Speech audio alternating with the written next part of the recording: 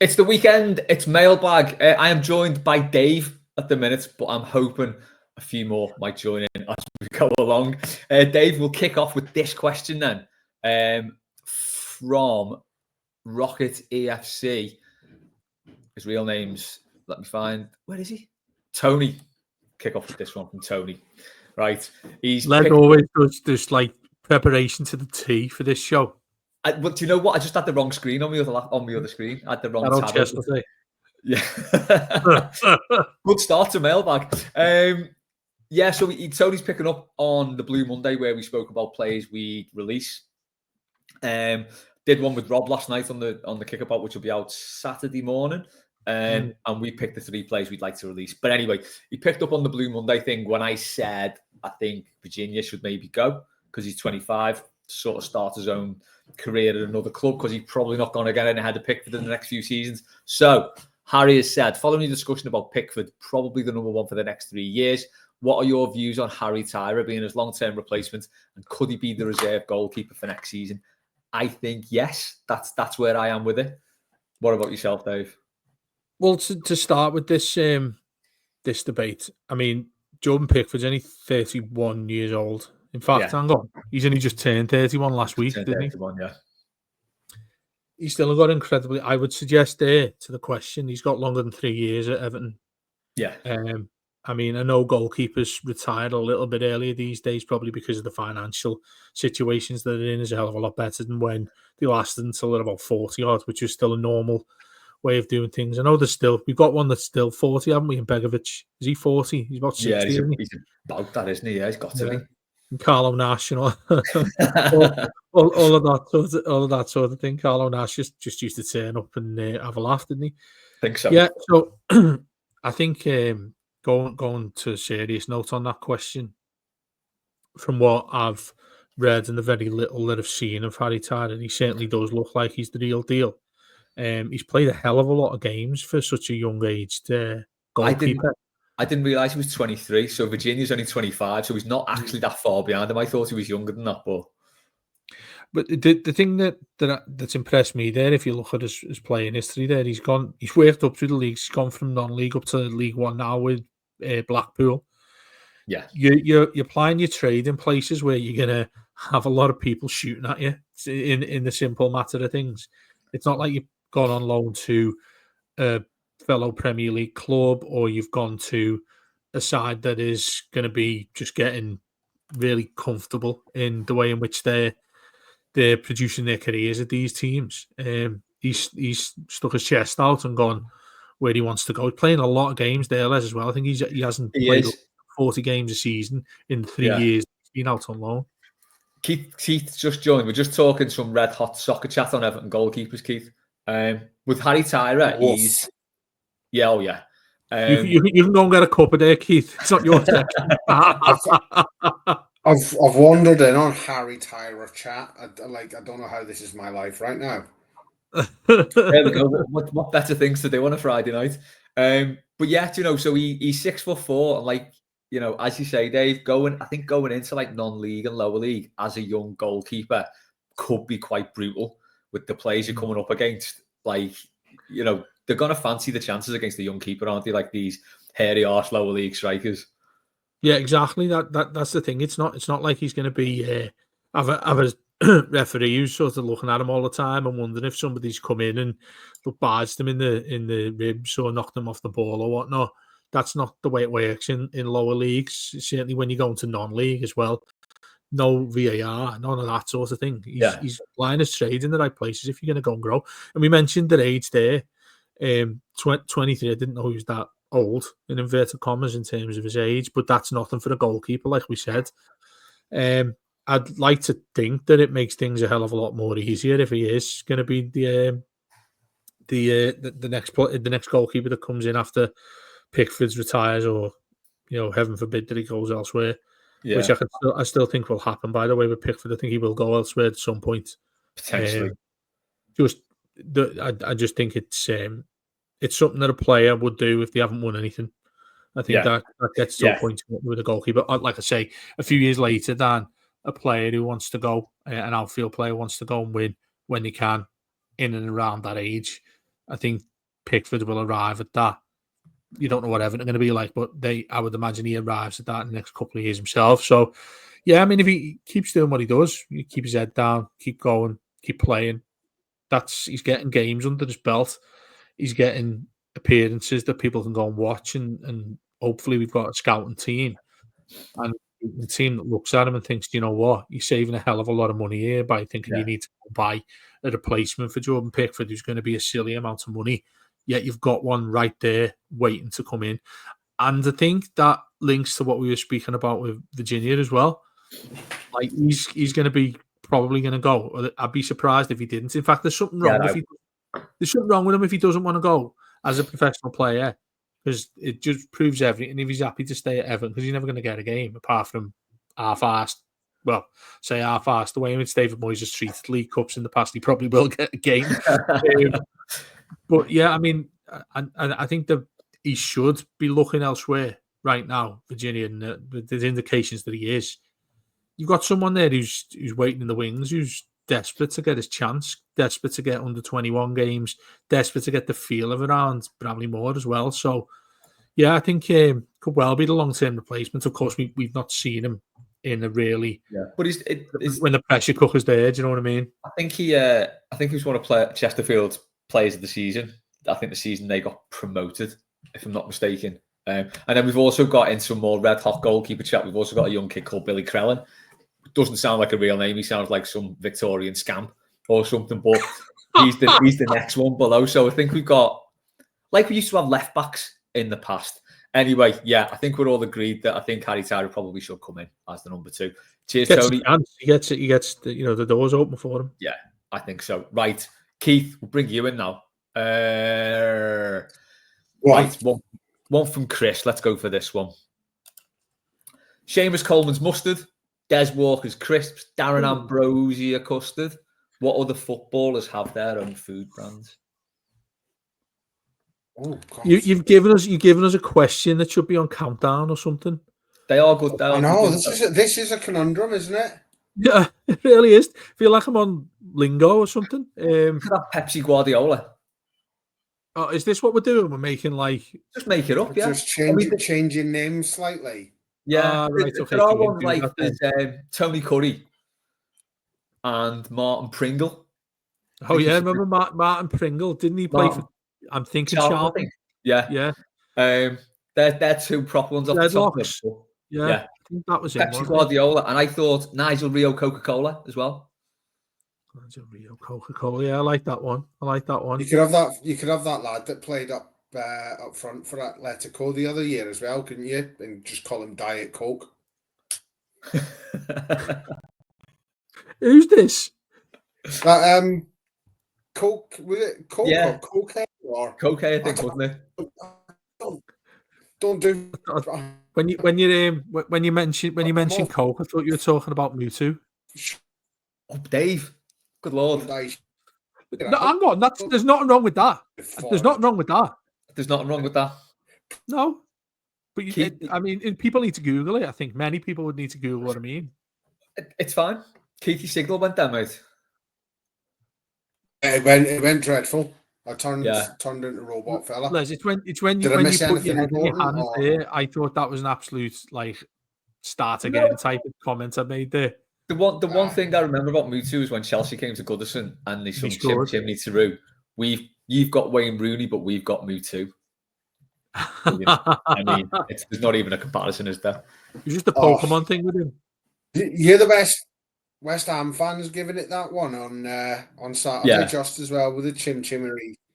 The best one of them that I've ever heard was United a few years back, where they sang Chimchimney, Chim Chiroo. We've got Tim Howard and he says fuck you. Yeah, this has changed. Do you know what? We could do a whole show on songs because there are some belters out there, aren't there? I'm trying to think of the foods, and Les, you've given us a big question to start with here. Yeah, I probably should have put some effort into prepare this, but I've been in back-to-back finance meetings all day. I think he's out of the door here, Keith. Well, I say us all, just me and you for now. he's just put it right on our toes from the off. Well, I'll tell you what, seeing as you mentioned songs, we maybe come back to this one later. We'll go on to Jake, who asked, where's it gone? There we go. What's the best, funniest song you've heard at Goodison? The Claire Bowling one aimed at Gordon this season is up there. I always like He Lives in a Box, a very big box. That was always fun times on Derby days. Yeah. Speaking of Derby days, the one from last season where we beat the shite on a Wednesday night and we hardly touched the ball, was brilliant because they hate that. Yeah, they don't. And we did hardly touch the ball. I know, it was incredible. I mean, and for that song to just like pop up so quickly was just genius, really. Dave, the box one, He Lives in a Box, a very big box. Bob Paisley. Fucking hell. I know. I'll tell you what. Hang on a minute, right? The way you just your expression when I started saying Mutu and Co, which is actually a criminal offence that he's being punished. Well, if that makes it into the pod, I'll be delightfully impressed. You know, he's alive and potentially a litigious person. Bob Paisley isn't. And you've got Keith of all people saying he'd be impressed if a particular comment made the Mailbag. What do you mean, of all people? How dare you, Dave? People. I'm so glad this is international break, you know. To be fair, I still haven't seen post-match from after West Ham on the timeline, and I'm fairly sure it was the comment about the West Ham 10-year-old kid that was singing. Oh, God. No, that's my fault, you know, because I forgot to tweet it out. Yeah, so it went up in all the usual places. If you've not listened to it, listen to it because we haven't got a game. Maybe listen to it tomorrow, like it was 1-1 tomorrow against West Ham, because it is definitely worth it, the Keith's crying child thing. I hate him. I hate that kid. Moving on to these, the question. Do you remember a player? He was a former Liverpool player, but he ended up at Reading, and I don't know where else he ended up after that. But Danny Guthrie, his name was. And one of the best I remember, that song by Lady Gaga. I'm your biggest fan, and I'll follow you around the country, Danny Guthrie. I thought that was really good at the time. Clearly, you two aren't as impressed. Is another level, isn't it? Yeah, proper. Like I don't know. I give ultimate respect to people who come up with their own shite, but there's a really fine line between thinking that's like you should be getting ripped apart for coming out with the worst shit I've ever heard, and thinking it's funny. Why would you want to kin with like football bants? Yeah, I think with football songs, anything more than 4 lines is too much. Once it starts getting a bit intricate and you know you got several verses, it's a little bit. That's why anyone only ever sings that one verse of Spirit of the Blues. Yeah, it's the only one anyone knows after 10 pints, isn't it? Yeah, once you start getting into several verses, it sort of dies. Right, we will move on to like this one from Mike. With no explanation, so just want straight numbers here, lads. No explanation and no context. List our next 3 Premier League finishing positions. Keith, go ahead. 13, 14, 3. Oh, Dave. 9th, 7th, 11th. 8, 8, 8. Hang on. That sort of thing's banned now in the UK. Oh, sorry, yeah. I'm just sending out subliminal sponsorship messages here. You of all people. I know, what are you two just swapped each other? What? Have you two just swapped like bodies? It feels like it, doesn't it? Yeah. Right, hot topic. Who's been Moyes' best ever signing? I mean, I think this is a cracking question. It's probably one you can talk about for a long, long time, isn't it? I think it's one you can answer with one word: Seamus Coleman. I mean, that's 2 words, but yeah, I get what you mean. One name, yeah. Yeah, Mark agrees. Coleman is Moyes' best ever signing, value and contributions to the club. Two things you want for a player. I don't know. I think there are contenders, or I'm going to suggest there's contenders to that title, and that's, it's probably futile given the fact that he was in the 60 grand thing. I mean, which is absolutely marvelous, isn't it? Yeah. But I'm thinking Leighton Baines. I think he's got a candle to hold there. I think Jagielka has 2. I feel like, I don't know, you're probably getting the lesser amount of years at the club. It'd be someone like Gareth Barry. He doesn't get into that category, does he? In terms of like basically career-long players there, which Coleman was, apart from that spell at Blackpool that he had. I mean, that wasn't Barry Martinez? Barry, yes, he was. Sorry, yeah. I'm thinking, going on a mad one with the players there. David Weir was Walter, wasn't he? Yeah. I mean, it's hard to look beyond Coleman, but the intention of the question is to come for something and answer beyond Seamus Coleman. So I'm going to go for Baines. I'm putting Baines up there with Jagielka. Yeah, Liam said Tom, but let's just say Bainesy, given how bossy is.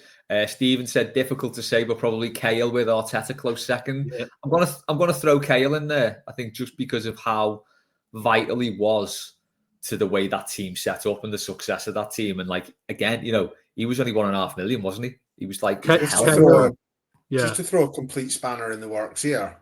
How about Jared Bowen? He won him a European trophy. Oh wow, you're going further afield here, aren't you? Yeah. Didn't say gone a little bit rolled there. Souček. I'm going Souček. I'm trying to think. Was Souček him, or would have been? No, it would have been him. Wouldn't it? Would have been Pellegrini. So, yeah. Would you have Souček at Everton? I was talking to Rob about this last night, and we said yeah, massively. Which one's Souček? Is he the midfielder or the fullback? The tall lad who always scores against us. He scored the other day. Scored the weekend. Yeah, probably would then. Yeah. I don't want the old fullback that's fallen apart. No. Cresswell? No, it sounds like Souček. I don't know what it is. It's something like it. The Kufal. Yeah, there you go. Yeah. Don't want him. None of that keeper, no. Absolutely not. Yeah, but I think they're 3 good choices for that question, to be honest. I want to come with something like, did he sign anyone boss at Sociedad who's gone on to be Sociedad's legend? Or who Sunderland signed? I want to come up with something obscure. But Victor Anichebe for Sunderland. Who, sorry? Victor Anichebe for Sunderland. Did he get Jack Rodwell? Was it him who got Rodwell as well? Rodwell went, Pienaar went, Gibson went. But all absolutely finished.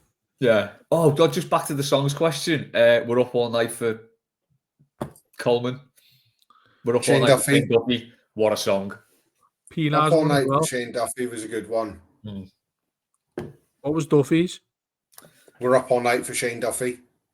We're up all night for Coleman. We're up all night for Osman. We're up all night for Gibson. We're up all night for Shane Duffy. and then his romantic partner of the time took exception to it on the Bird app because there was girls tweeting him like Everton supporting females or non-binaries. We don't discriminate, obviously. Yeah. We're tweeting Shane Duffy with their romantic affections towards him, and she got a little bit riled by it. I mean, that was a great summer. That was such good. The John Stones Panenka. Oh God, yeah! Getting up in the middle of the night trying to find a stream for that. We beat Juventus. Everyone was impressed by the Golden Gate Bridge. What time? What great time it was. Phil Jagielka wore a full kit by a swimming pool. That full kit looked bad on him. It did, didn't it? It didn't look great on him. No. But we had things back then. We had the fat badge as well. Tell you the what. Fat beehive badge. This leads us nicely onto the question I'm going to ask next, which I was going to stay till the end, but let's do it now. So this is from Liam Fitz. Favourite Everton third kit. I was looking through historical kits and my God, we have had some good ones. I I have the winner already, providing it was actually the third kit and not the away kit that season. I'm going to The see if you've vanilla got one mine with here. the hoop socks. Yeah, that was the third kit. That is the one, isn't it? That is. I don't think there's been a better Everton kit in my lifetime. No. Maybe that sort of one-off one they wore in a friendly against Sevilla, I want to say. Oh yeah, the 125 anniversary cover. Retro one. Yeah. That was sullied by Sandro Ramirez. Christ. Even why they didn't come out with a kit. Why didn't they come out with a kit like that for this season? It wasn't difficult, was it? Have you seen some of those them absolute pests from Bevington have done us dirty? They have. They've stitched us up. Clearly cop-whites. Some more from the list though. Do you remember the 86 one? It had like diamonds across it in like a really light blue. Sorry, no, really I didn't think we had third kits back then. Yeah. I mean, was it not just home and away back then? No, you did have third kits coming in then. But yeah, that was the third kit because we had, I think Everton had couple of third kits in the 80s. So 85, we had the Hafnia one. The away was silver and the third was yellow. So we have the pale yellow. Yeah, the pale yellow was nice. Color. So I've gone in the Everton draw, and I'm not sure this is classed. I'm not sure this is classed as third kit or not. I don't think it is. But the reason why I remember this is we went and beat we were shite. We went and beat Birmingham away the week before we won the derby. And it is that bad boy. Oh, I think that was an away. Is that Do you know what I loved about that? It was. Cox Sporty all that and decided the only problem was there wasn't enough pink. Came out the next year with a fully pink away kit. He did, didn't he? Fair play. Just explain to the podcasters what people listening on the podcast. Dave is holding up the 2009-10, the one we won at Man City in with the thin pink pinstripes. It was the All Blacks kit, wasn't it, with the hacker? It was that one. Do you remember that? Yeah. Dave, the third kit that season was the Reece Jones purple one, which is a belter as well. That's limited edition, and I've got that. We never wore that as a third kit. We wore it against Tottenham in the League Cup. No way, mate. That's some stat that I didn't think it was worn at all. Yeah. I just thought it was limited edition. It was sort of like a limited edition thing that you kept. I didn't know, but we actually wore it. Yeah, we did wear it for one game. Other one, the 93 one. So it was basically the salmon pink template, but white with the navy stripes down. That was class. One here from 1990, which is essentially the costume from the boy in the striped pajamas. Oh shit! Yeah, the normal white side kit. I think the only time we wore that, we got humped 6-2 at Villa on the telly. Do you know the reason why I'm throwing in the fleece? That was the one, wasn't it? Yeah. That fleece salmon one that we had, just purely because it was Gascoigne time. That's why I think that deserves Puma one. Yeah, an honourable mention there. But it was fleece. So I've no idea. Weird material on it. Weird shape. Yeah. Weird fabric. Southampton away 3-0. The Will Slimy pedo kit, the green one. Did you say the tiny pedo kit? No. The Will Slimy green kit. Remember Will Slimy, the Marvel artist, did the cartoon for it, for the promo? Yeah. The tiny pedo kit. Fucking hell. Amazing. And of course the mint green Hummel. Yeah, good kit. What about the thingy one? The one we wore at Southampton away. Yeah, that's green with the orange. And that's what they thought I called the tiny pedo kit. The tiny pedo kit. I said the Will Slimy green kit, and Dave misheard me. Okay. But yeah. Do you know what? Yeah. Oh, hang on. Oh no, it wasn't third, was it? Oh, I keep on saying away kits. This Liam questions fuck me up. I keep on referring to just away kits. Because I was going to say the 95, 96 white one with the weird grey in it, but that's not. Yeah, that's just the away. Yeah. We've got there's a question though. How long have we done third kits for? Well, I was when you were going to get your shirt there, I was saying to Keith, we had them definitely in the 80s. So in 85, we had the Hafnia kit, the silver Hafnia kit, and then it was like a pale yellow with a white V-neck. So we've had third kits for a long time. The Justin Bieber kit was a decent one as well. Sorry, what? The Justin Bieber kit. Do you remember the white Umbro one with like the purple V-neck? Oh yeah, and he was having a game on some sort of island. He was playing on some sort of island. And another one, remember the black Nike? Oh yeah. Right, the third kit, the yellow, white. Was that in white? The Nike, yeah, I remember that as well. Nike with the blue shirt. In my mind, I've got Stephen Naismith wearing that, possibly. Yeah, I've got Kevin Morales and Morales, definitely. Yeah, Naismith, yeah. Go to the Denbigh now.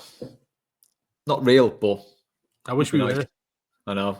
Would Ibrahim Saeed get a game with this squad?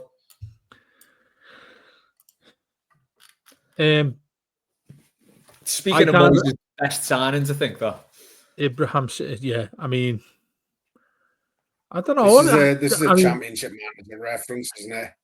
Yeah, it really is. This is a Toto Musoku, who was able to get on championship manager back in 0102. Is neither of them are a patch on Tonton Zola Makuku. There he is, yeah, absolutely world class. But when you looked at his stats, he had like his attributes. He was like 3 on running and 2 on shooting, but he'd go and bag you a hat trick every game. Mark Kerr from Falkirk. I saw Mark Kerr play in the flesh for Dundee United, and let me tell you, he did not live up to his championship manager reputation. They must have got bored and just started pulling players out the hat, saying, "You know what, he's going to be class." And an absolute colostomy bag of a footballer. In reply to this, Cameron said, "Championship manager 0102 Saeed would walk into any team in the world." And Warren agreed, legit the best defender in the world on that game. Him and Walter Samuel. Yeah. Oh, do you know what? You can still get it, can't you? Like Football Manager isn't a patch on that, or 1021. And maybe you can get it. Oh, Les, it was just like, you know, if you were one of those kids who didn't want to go out with the friends or didn't have any friends, you could stay at home playing that, and it'd just sort you out. Wonderful days. But yeah, I mean, the question there on Ibrahim Saeed there, I mean, now that we're good, you can't say yeah, can you? Maybe not. Who knows? You know, but I think he'd make the squad. Had he been given the chance he deserved at Everton, who knows what could have happened? Oh, just on the Chris's Seamus Coleman's mustard question, I was hoping Matt was going to be on to give his answer to this. He once said during the Denbigh Castle quiz, guess the tin round. He asked if the host if it was Gordon West tuna. Good one. Oh, like nice. Yeah. Very good. Stuart Guy has asked, what counselling service can you recommend for Park Enders who are attending the test event on Sunday when they are forced to leave the game 10 minutes early? Forced to leave early during practice evacuation instead of using their own free will on 70 minutes. Well, funny you should mention, Stu. Can I recommend BetterHelp? You can get 10% off your first month at betterhelp.com/blueroom. That's betterhelp.com/blueroom. Oh my word. That was seamless. And I know you do that sort of thing for the job, mate, but that was absolutely amazing. That was amazing. The other option was Bernardo's, but that's not really a. But can we also add that that's a real thing? So listen to what Les has just said there, please. Anyone who listens on the free stream, that's it's out there now, isn't it? It is. It's on this week's weekly. It's at the start of this week's weekly. The other day, yeah. Crikey. Yeah, so I am available for voiceover work if anyone wants. I've actually just done a voiceover for work as well. I told you. So if you get any bionic adverts, which you might do on Facebook or anything like that, or Instagram, it's my voice on it. And yours. I mean, he's all over the place now, isn't he? If you're not already subscribed to the Backbone, I mean, what are you doing? Well, exactly. if only for the playlist and the podcast. Yeah. You'll be like that fella who did the Velocity voice. He used to do everything, didn't he? Like absolutely everything. Oh, yeah. Yeah. Did you see that thing in America with the homeless fella who's got like, he's like a dead famous voiceover fella in America now. He's got like, you know, that deep sort of movie voice? Yeah. His voice is that. And he's just in trailers. Yeah. So he was just some homeless fella who someone heard talking, so filmed him doing it, and then he got a massive gig on the back of it. His voice is amazing. Like, go ahead. Yeah. Get him in to replace Rossi. All day. Yeah, would have that. I like this one from Alex, right? Because for once, the right answer is not Jordan Pickford. Who would come out victorious if the whole current Everton squad were thrown into a Roman gladiator arena? There is one winner in this. Jake O'Brien. And he's your man. Yeah.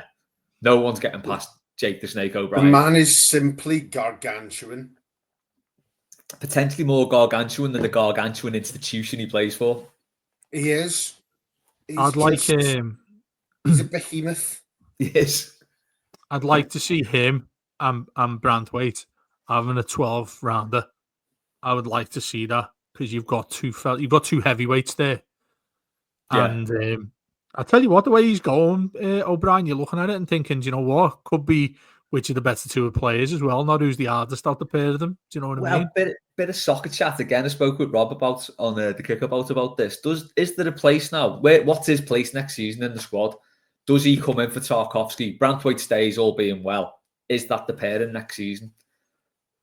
It would be a very young centre-back pairing, but I think it would be good enough. Particularly as like Tarkowski's been very, very hit and miss this season.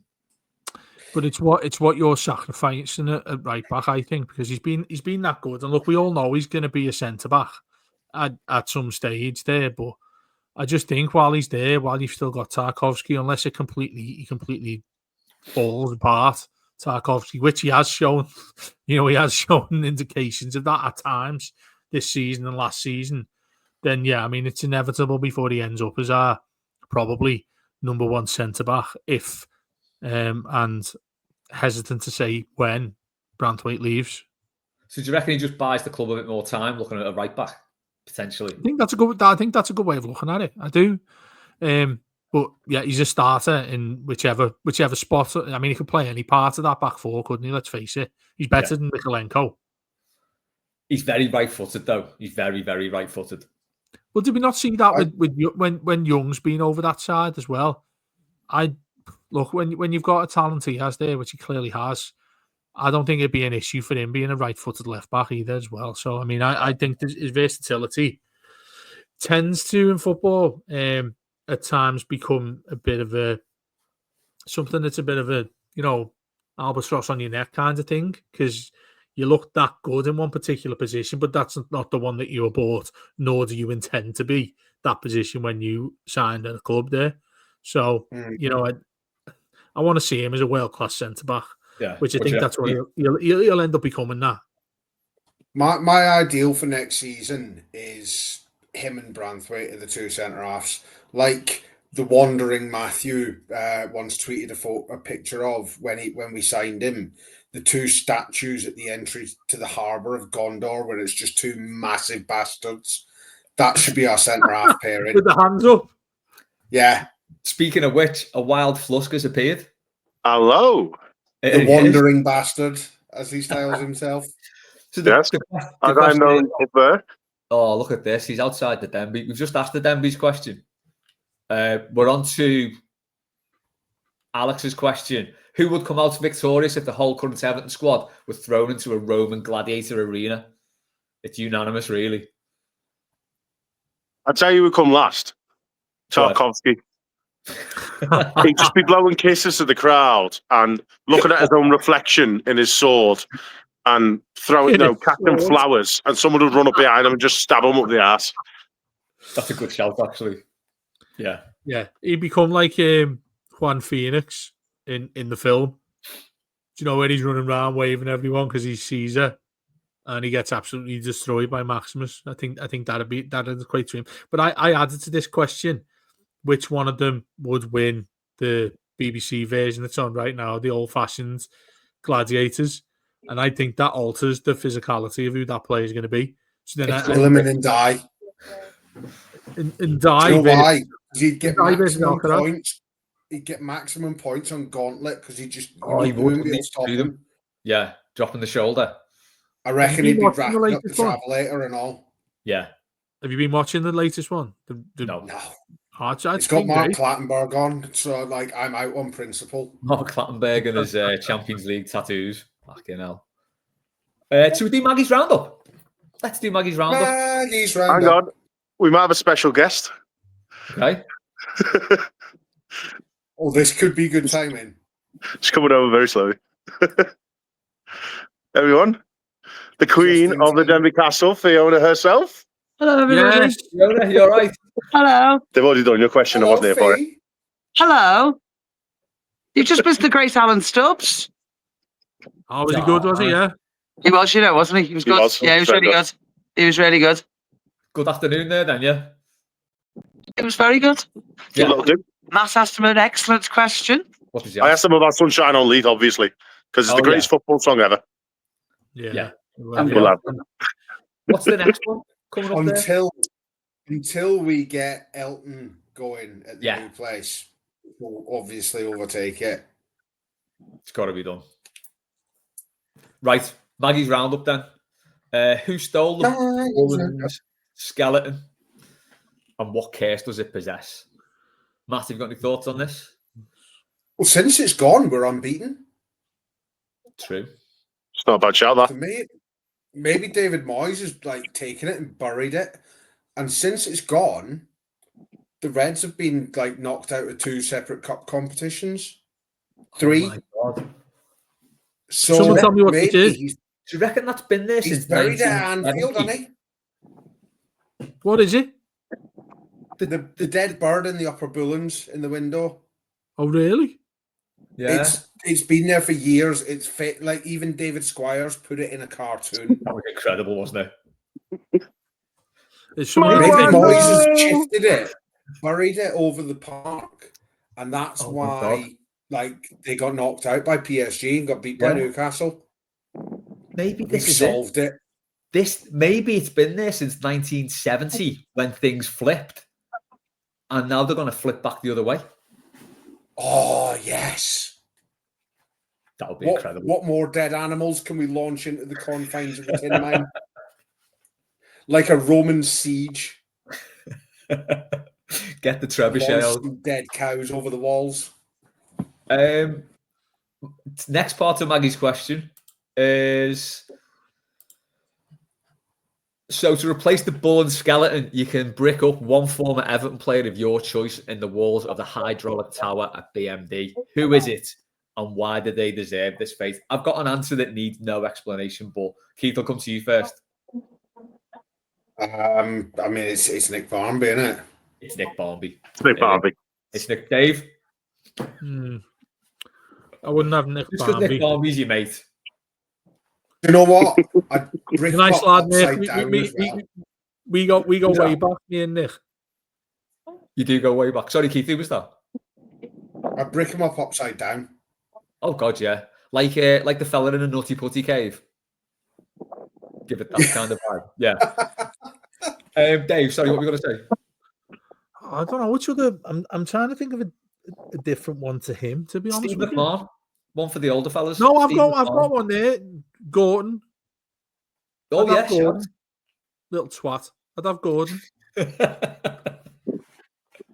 What about him coming out all John Terry after the final? Oh, I know, yeah. Amazing. I know. The minty bastard that he is. Oh God! See the state of his hair as well. Oh, I know. He's done it. He's done it different. It's gone slightly darker now, hasn't it? Yeah, he definitely. He's genuinely looks like he's cosplaying 80s George Michael at this stage. He definitely went for the Oh, curly Christmas gold hairdresser, didn't he? It is the Christmas song, isn't it? By Wham. Yeah. Matt, are you there? Yeah, I'm here. Good stuff. Political soapbox, please, but in the form of rhyme. Rhyme. Don't know. Give me a couple of minutes. Hang on. I'll come back. Hang on. Oh. They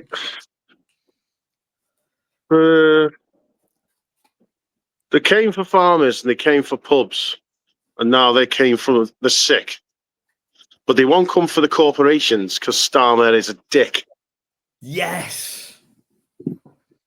We told you he was going to do this before he came in the joint. They haven't just made a mistake. The cruelty is the point. Oh, this is brilliant. This is Alexi Sale. Yeah, this is Alexi Sale levels of good. I like it. Yeah. We need this every week. This needs to be a weekly feature. Definitely. I mean, that has fulfilled the remit and then some. Incredible scenes, Matt. I've definitely got to clip that. Keith in the Wild, a retrospective. So this is Tangled Up in Blues last week, wasn't it? When he met us outside the pub and he said he's seen Keith in the Wild and it was an experience. I mean, if you see it as an experience, then by all means enjoy that experience. Know that experience. Sometimes it's an ordeal. It's an ordeal for me all the time. But when you're heckling bouncers on the way home. Who was I heckling on the way home? He doesn't even remember. A couple of games ago on the way home, you were heckling everyone on the street going up the toffees, and every single person somehow was going, I'm a red. And then you go, fuck off.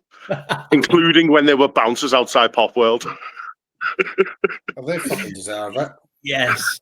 It was the most stressful walk home we've ever had. You're just seconds from getting legged every single time. They should know. Up the toffees.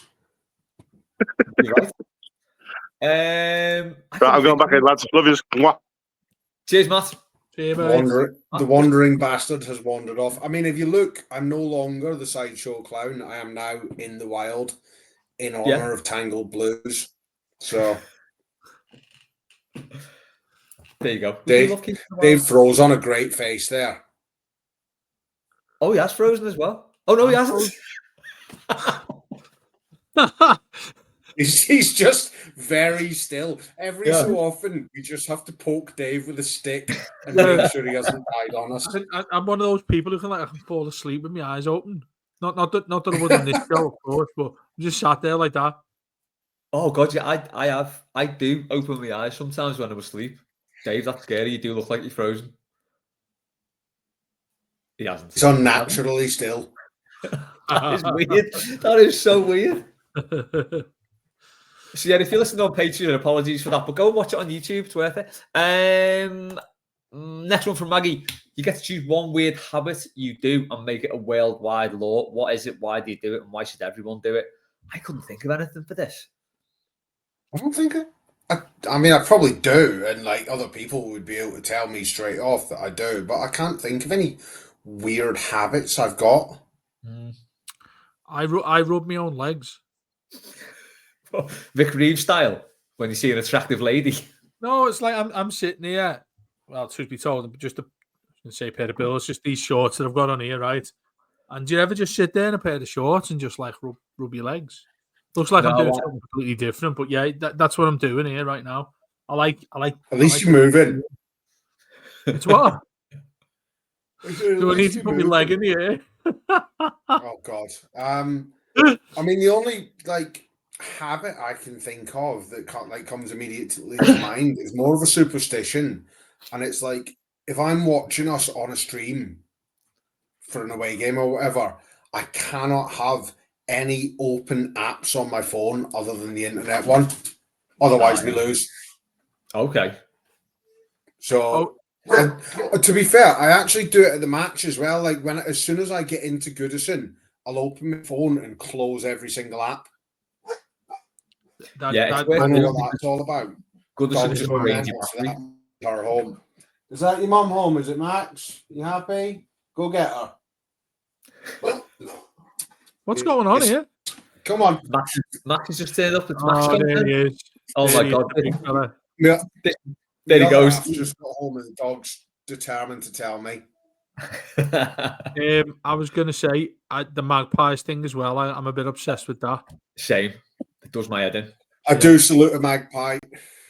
Do you say good day, Mr. Magpie, how's the wife and kids? Correct. Or do you just salute? Absolutely. I didn't know that one. You're a bad So if it's one on their own, which is one for sorrow, you salute and you go, good day, Mr. Magpie, how's the wife and kids? If it's two together, you can just salute. All right, okay. Yeah. I'll do that one because that is my one superstition. But weirdly, last week when Big Red played on the Sunday, I was walking to the pub about 3 o'clock in the afternoon for a quick pint, past Upton Cricket Club, and there were about 12 magpies in the field. I don't even think that was a sign. I think it was. You know, lost to Newcastle. Yeah, they're not like maybe they're not like they're not. I was going to say they're not like pigeons. You know, you see pigeons, millions of them in one, farm. Yeah, like what you've just said there about magpies. 12 of them's a lot. You don't see them in like it's warriors, do you? Do you know what I mean? Yeah, it was odd, but yeah, I think it was definitely a sign that.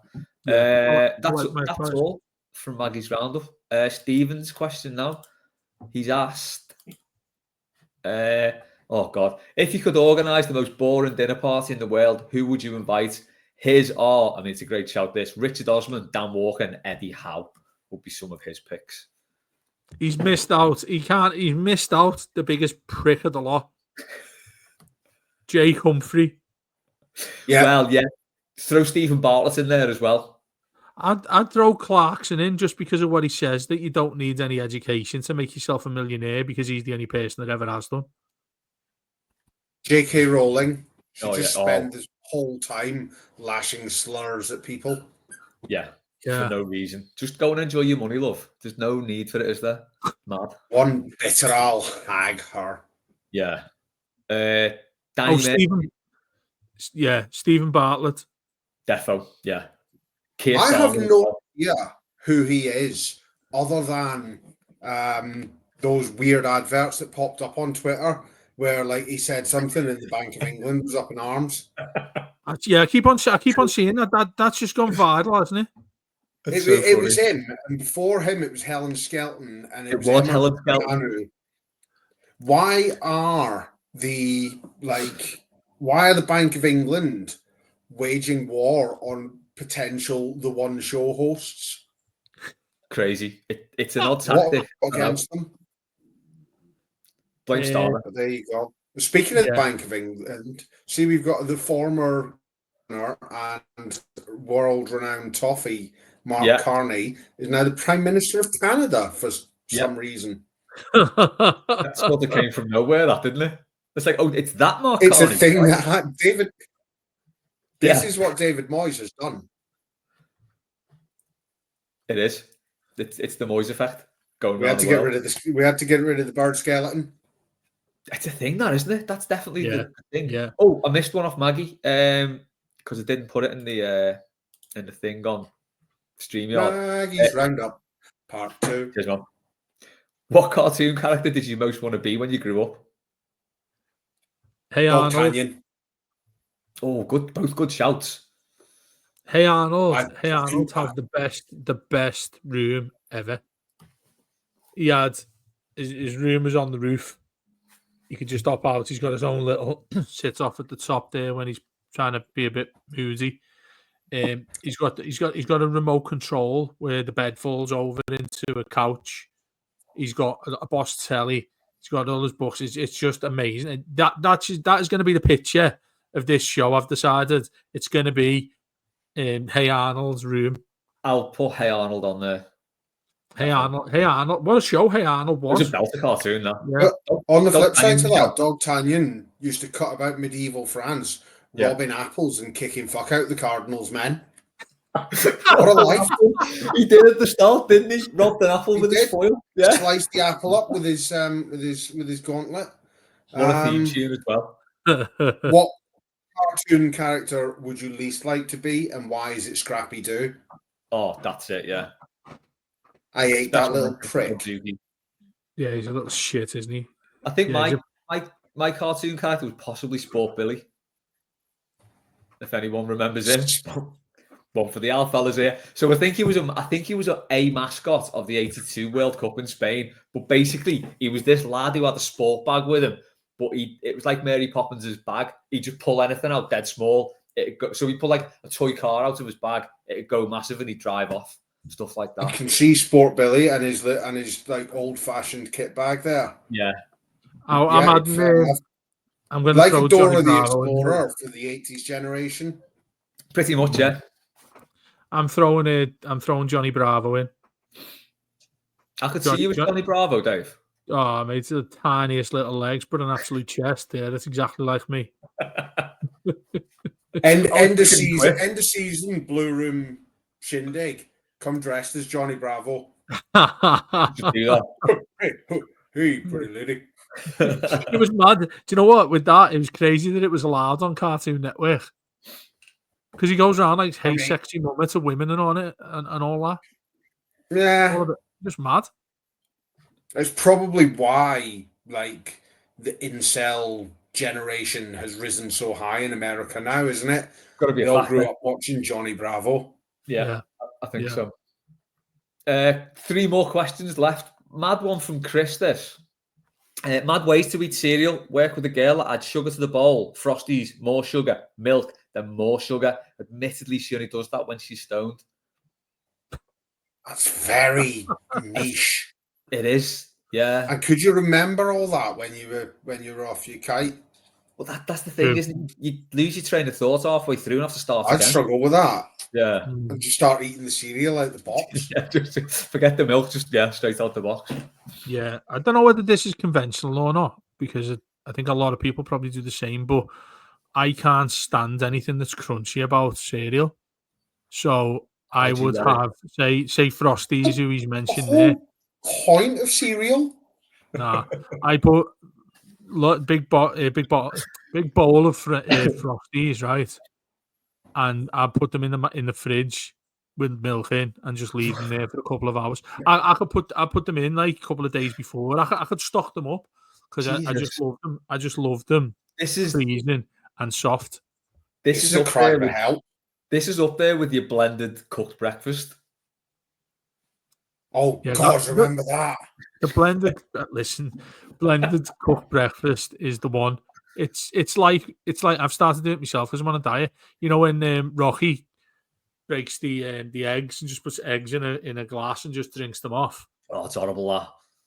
I started doing that, but mainly because I've seen it on Rocky, but also that's what like the breakfast is like. Just lovely little swig off there with a bit of that Alpro hazelnut milk. Started with a bit of that as well in the day. I can't be doing with a jizzy egg. Jizzy egg? No. Nah. Seek medical assistance, David. I think so. What have we got now? Mark has asked, what sort of layering will fans need during the winter months visiting BMD? Should the Everton store start selling base layers in preparation? I think just all the layers because it is going to be Baltic. Yeah, it is. We're all going to have to dress up like he's 17. It is that cold up there. 2 pairs of socks. That's the one. Don't let your feet get cold. 2 pairs of socks. I mean, it's 11 degrees. It's supposed to be 11 degrees on Sunday. I'm still wearing my long johns. Are you going Sunday, are you, Keith? Yeah. I'm going Sunday as well. Are you going Sunday as well? Yeah. What block are you in? I'm in North Stand Sunday. Eee. Look what you could have won. You little parquet there. I had to do it once at least. Where are you, Keith? 004, so the southwest corner. Where am I? I told you where I was, Les, didn't I? Yeah, you're in South, aren't you? Have you got ale on? I have no idea. I don't know. They might do for this one. It might, If we're all there, surely they will. Fun. Every single there, and it's 11 degrees, we'll have to meet up for a bevy anyway. Yeah, absolutely. Yeah. Cracking. But yeah, all the Pub layers. before. All the layers. Should we do the pub before so we can time the walk? I think so. That sounds like yeah. I might get the ferry over as well. Oh, beautiful. It's the cruise though, isn't it? So they haven't got the commuter one on. So it's the cruise over, and then I think it's just a commuter back. Can you call it the cruise though? It is. It's the cruise down the Mersey, isn't it? It's like Feyenoord when they win a trophy and they're getting the boats up the river. That's what we want. Be doing that. That is what we want. I mean, we'd have to win a trophy first, but well, do you know what? It's just a slight stumbling block, isn't it? Right, last one from Liam. A very, very Liam question. This, and again, I think there is one right answer to this. Have you ever been annoyed by a player being given a certain squad number, e.g., when Patterson was initially number 3, a disgrace even for Benitez in my book? That was shambolic, but it wasn't as bad as Samuel Eto'o, number 5. Yeah, that was a disgrace. Yeah. When I wrote that out before, it made me realise that, I mean, it would have been a shit song, but we did miss a trick with the song there, didn't we? Eto'o number 5. For fuck's sake. Why didn't we get on it? No idea. I think we were all just so flabbergasted that he'd been given this world-renowned striker had come to Everton and been given number 5. Halcyon days. Yeah, I'm going to throw in the most hated person. Tim Howard, 24. 24 is not a goalie's number, is it? 23 is. 23 is a goalie's number, or 30. That's Coleman's number, isn't it? Yeah, 24. And the reason why 24 was wasted is because any player, any amateur football on this earth deserves a number ahead of Tim Howard. So 24, anyone who got that goalkeeping kit with 24 should burn it. I will pay them to burn it. That absolute fucking knob. Go on, what? Did he get that because that's the number of saves that he made by Belgian players leathering the ball straight at his face? Yes, this is the content. Not one of them is a good save. No, it just has to stand there. They did one as well for I think it was Wolfsburg when we played Wolfsburg at Goodison, and he made something like 12 saves in the match, and one of them he has to move slightly off the vertical. The only good shot they had that night winning. Yeah.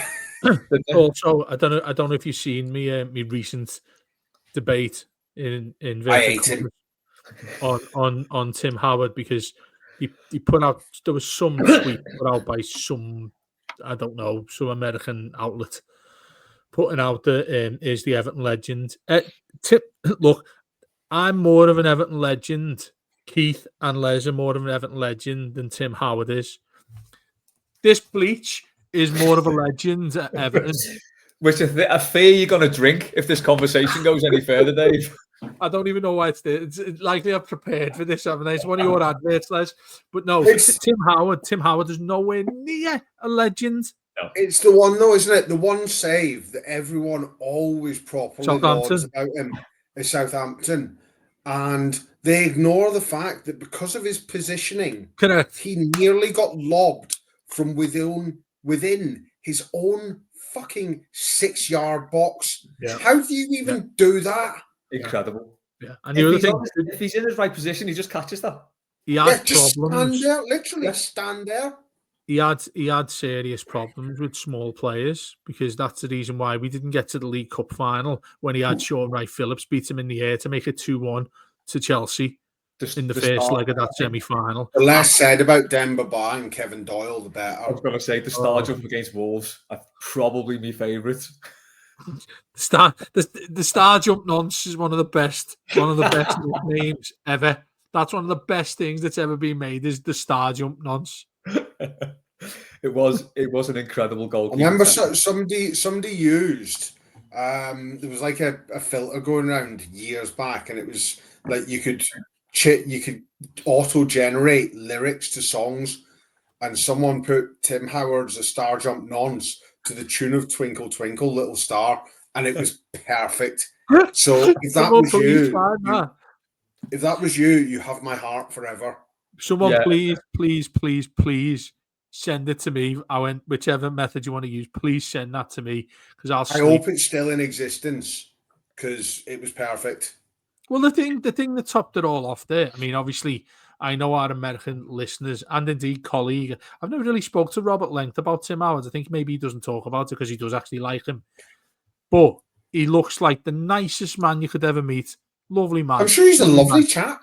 Oh, Yeah. absolutely fantastic. He said hate he him. wanted Liverpool to win that Champions League there. Yeah, For there was many that. who aren't asked about him and think he was absolutely shite, turn your attention to that and realise why he should never be anywhere near the term legend regarding his skills as a football player or lack of. Twat. I agree. And that's it for this week's mailbag. What a way to finish. Love when we end on anger. Yeah, it's always good. But we've got nowhere to filter this anger this weekend because Everton aren't playing, and no one's asked about the Nations League. What are we Whatever going it is. to do? Oh, well, we've got Sunday. Yeah, we've got Sunday. We'll just shout at I the can't kids wait. on Sunday. I can't wait to boo the shit out of the under-21s. They are getting it. Same. And if there's any fucking Oh, by the way, ball don't there, yeah. watch out. Come and say hello if you see us at Bramley-Moore looking about. Yeah. I mean, come and say hello to Dave. Don't come and say hello to me. I don't want people approaching me in the street. Don't be going near Keith. If you see Just somebody, leave me be. you see some angry Scotsman talking to some magpies, or then shouting abuse towards kids, avoid him. Yeah. Near Mersey, Yeah. leave him alone. The only time you're allowed to come and speak to me in public is outside the pub when we're doing post-match. That's acceptable. When Keith is in the wild. When I'm in the wild, we enjoy that. We enjoy, and I think like the one on the one we had Saturday there with Tangled Blues, stuff like that makes it like really satisfying when people come up and tell us they listen to the podcast. I'm determined to get him on one post-match. Because otherwise, we're just weirdos outside a pub. Yeah. That happens anyway without podcasts or not, isn't it, really? Like, you know what I mean? Especially when Les is talking about pedo football kits. There you go. The green one, Southampton. Mark my words. The small pedo kit. Right, lads. Cheers for that. Thanks, Keith. Thanks, Dave. Thanks to everyone who sent questions in. Enjoy the Everton free weekend, unless you're going to the new ground, and then enjoy the new ground. That's been it for Mailbag. We'll catch you next time.